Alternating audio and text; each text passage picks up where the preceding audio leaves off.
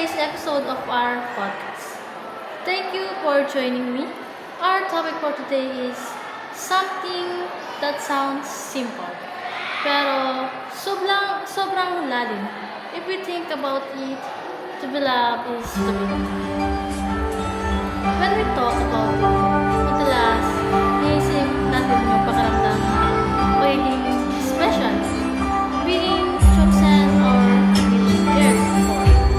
Pero kung iisipin natin, what makes love real is not just the feeling, but the knowing. To be loved is to be known.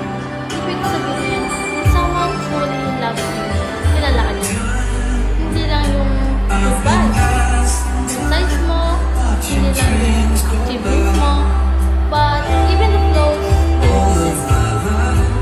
The hidden parts of you that don't usually show and still, pinipili ka nila.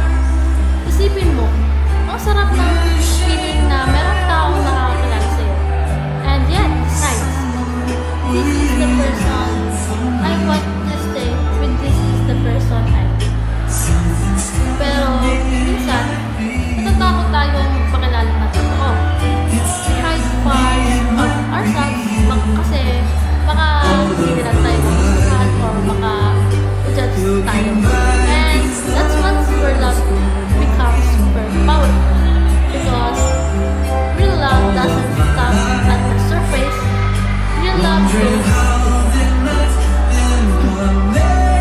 and for me, yung pinaka-perfect example, ang pinaka-perfect example nito is God's love.